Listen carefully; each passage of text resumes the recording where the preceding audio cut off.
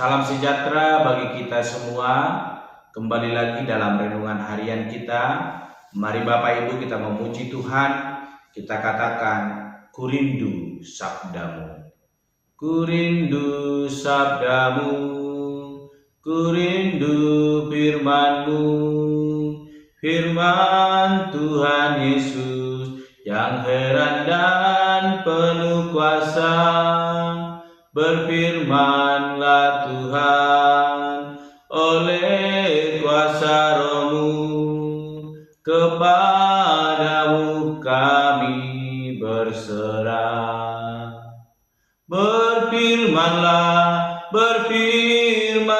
Tuhan, Roh Kudus urapi hamba-Mu. Berfirmanlah Tuhan, ku rindu menikmati sabdamu. Amin. Mari Bapak Ibu kita membuka Alkitab kita dari kitab 1 Korintus pasal 14 ayat pertama sampai dengan yang ke-19. Demikianlah firman Tuhan dengan perikop sekali lagi tentang karunia roh. Kejarlah kasih itu dan usahakanlah dirimu memperoleh karunia-karunia roh, terutama karunia untuk bernubuat. Siapa yang berkata-kata dengan bahasa roh tidak berkata-kata kepada manusia, tetapi kepada Allah. Sebab tidak ada seorang pun yang mengerti bahasanya. Oleh roh ia mengucapkan hal-hal yang rahasia. Tetapi siapa yang bernubuat, ia berkata-kata kepada manusia. Ia membangun, menasihati, dan menghibur. Siapa yang berkata-kata dengan bahasa roh, ia membangun dirinya sendiri. Tetapi siapa yang bernubuat, ia membangun jemaat. Aku suka supaya kamu semua berkata-kata dengan bahasa roh, tetapi lebih daripada itu, supaya kamu bernubuat. Sebab orang yang bernubuat lebih berharga daripada orang yang berkata-kata dengan bahasa roh, kecuali kalau orang itu juga menafsirkannya, sehingga jemaat dapat dibangun.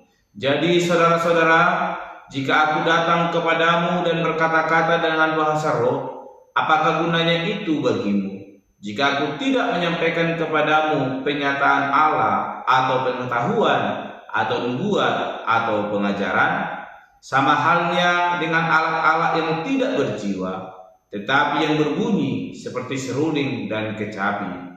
Bagaimanakah orang dapat mengetahui lagu apakah yang dimainkan seruling atau kecapi, kalau keduanya tidak mengeluarkan bunyi yang berbeda?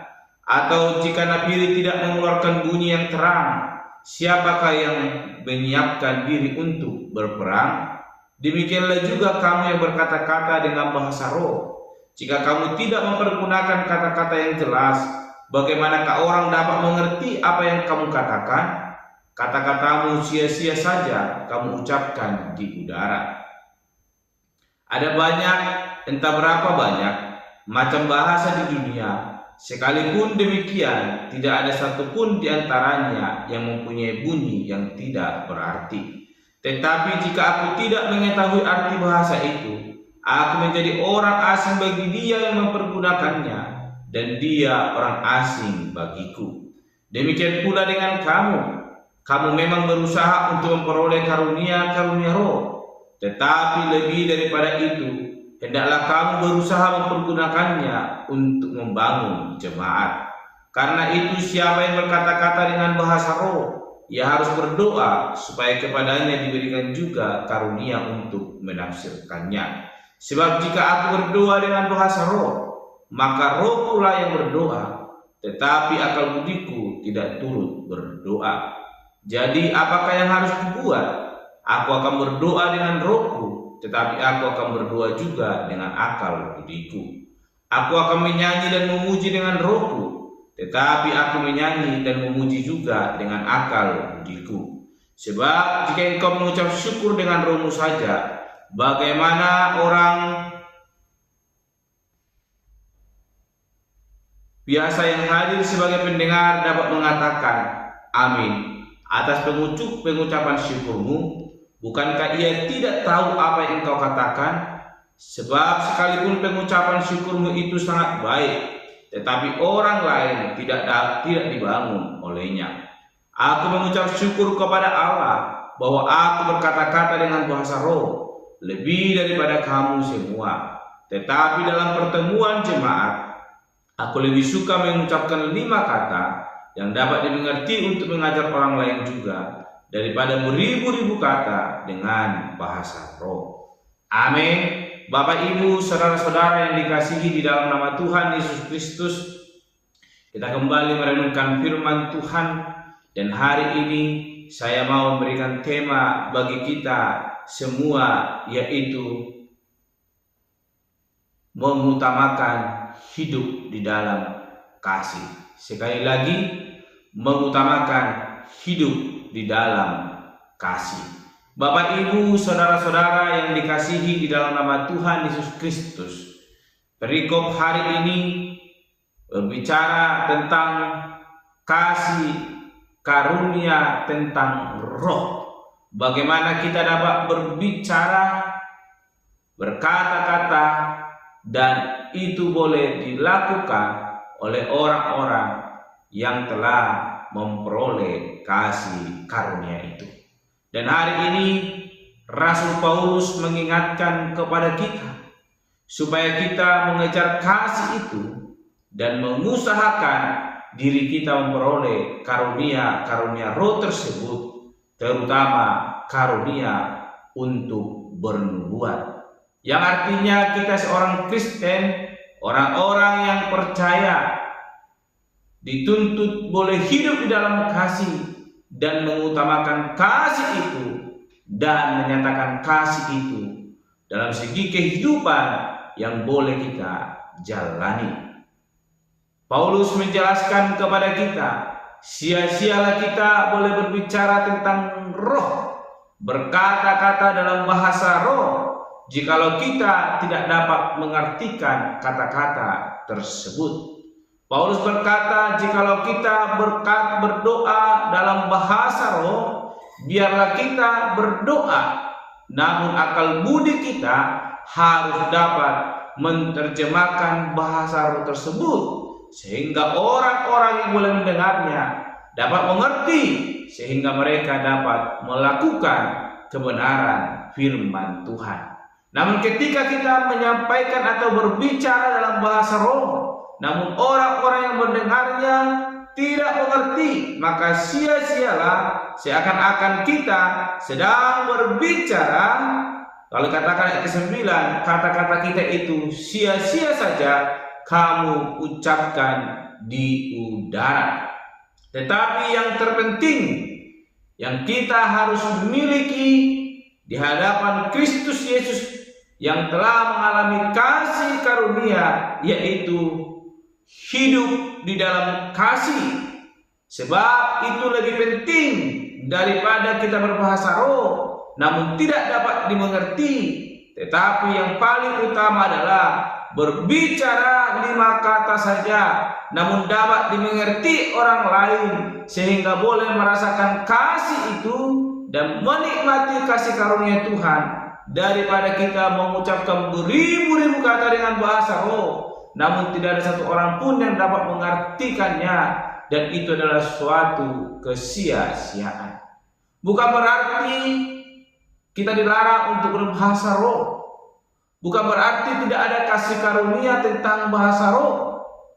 Setiap orang memiliki itu, tetapi lebih baik kita berdoa namun dimengerti, dan orang lain yang mendengar dapat mengerti dan memahami akan kasih Tuhan, dan lewat itu mereka juga boleh menikmati akan kasih itu. Ayat ke-18, Rasul Paulus dengan tegas mengatakan, aku mengucap syukur kepada Allah bahwa aku berkata-kata dengan bahasa roh lebih daripada kamu semua. Tetapi ayat ke-9 dikatakan, tetapi dalam pertemuan jemaat aku lebih suka mengucapkan 5 kata yang dapat dimengerti untuk mengajar orang lain juga, daripada beribu-ribu kata dengan bahasa roh. Rasul Paulus yang telah memiliki karunia untuk berkata-kata dalam bahasa roh, dia tidak lagi mementingkan bahasa roh daripada menyampaikan kasih Kristus. Sebab bagi dia penyampaian akan Injil kebenaran itu lebih penting daripada bahasa roh. Sebab orang-orang belum tentu mengerti akan bahasa itu, dan dia lebih memilih untuk boleh berkata-kata dalam bahasa yang dimengerti, sehingga mereka boleh mendapatkan, menerima Injil kebenaran itu dan hidup di dalam kasih karunia Yesus Kristus. Ayat 17 dikatakan, sebab sekalipun pengucapan syukurmu itu sangat baik, tetapi orang lain tidak dapat dibangun olehnya. Jikalau hari ini kita memiliki karunia untuk dapat berbahasa dalam roh, sekalipun kita dapat menaikkan pengucapan syukur dalam bahasa roh, tetapi jikalau orang lain yang mendengar dan tidak dapat mengerti dan tidak dapat dibangun, itu adalah suatu kesia-siaan. Tetapi ketika kita mau mengucap syukur dalam bahasa roh, baiklah kita boleh mengatakannya dengan penuh akal budi, sehingga kita boleh menyanyi dan memuji dengan roh, tetapi kita menyanyi dan memuji juga dengan akal budi. Kita perhatikan ayat ke-15. Jadi apakah yang harus dibuat sebagai orang percaya? Yaitu aku akan berdoa dengan rohku, tetapi aku akan berdoa juga dengan akal budiku. Aku akan menyanyi dan memuji dengan rohku, tetapi aku akan menyanyi dan memuji juga dengan akal budiku. Bapak, Ibu, saudara-saudara yang dikasihi dalam nama Tuhan Yesus Kristus, salahkah kita berdoa dalam bahasa roh? Mari kita perhatikan yang ke-14. Sebab jika aku berdoa dengan bahasa roh, maka roh pula yang berdoa, tetapi akal budiku tidak turut berdoa. Yang artinya ketika kita dikaruniai untuk boleh berbahasa dalam roh, Allah akan memampukan kita untuk mengertikan itu, sehingga ketika kita berdoa dalam bahasa roh, maka Allah akan memampukan akal budi kita untuk menafsirkan itu kepada orang yang boleh mendengar, sehingga mereka boleh mengerti dan memahami dan menerima dan menikmati kasih karunia itu. Dan lewat itu orang-orang yang boleh mendengar, jemaat-jemaat yang boleh mendengar, boleh terberkati, dan mereka juga boleh terbangun di dalam kasih karunia yang daripada Yesus Kristus. Sehingga kebenaran firman Tuhan hari ini mau mengajarkan kepada kita supaya kita mengejar akan kasih Kristus dan mengutamakan itu dalam hidup kita, memilikinya, dan lewat itu kita akan dimampukan untuk boleh mengerti, memahami akan maksud Tuhan dalam hidup kita, sehingga lewat itu kita akan dibangun di dalam kasih karunia Tuhan, menjadi suatu jemaat yang besar yang hidup saling mengasihi, saling memahami di dalam pengertian, di dalam kasih Kristus. Oleh karena itu, milikilah kasih itu, maka kita akan dimampukan untuk boleh memperoleh kasih karunia untuk berbahasa roh dan mengartikannya di dalam anugerah yang daripada Tuhan Allah. Lebih baik kita mengucapkan 5 kata yang dapat dimengerti dan dipahami, dan orang-orang lain boleh menerima Injil kebenaran itu, daripada beribu-ribu kata bahasa roh namun tidak dapat dimengerti, sehingga sia-sialah seakan-akan kita berkata dan menyampaikan itu hanya di udara saja. Amin. Mari kita berdoa. Bapa Surgawi, kami kembali bersyukur untuk kebenaran firman Tuhan yang boleh kami renungkan, yang mengajarkan kami, mengingatkan kami supaya kami mengutamakan untuk boleh hidup di dalam kasih karunia yang daripada Tuhan Allah, sehingga kami boleh melanjutkan itu dalam setiap kehidupan kami, dan orang-orang yang boleh melihat, boleh menikmati kasih Tuhan dan boleh hidup di dalam kasih karunia yang daripada Tuhan Allah. Terpuji termulia Engkau Bapa. Di dalam nama Tuhan Yesus Kristus kami berdoa dan menutup renungan pada hari ini. Haleluya. Amin. Shalom Bapak Ibu, Tuhan Yesus memberkati.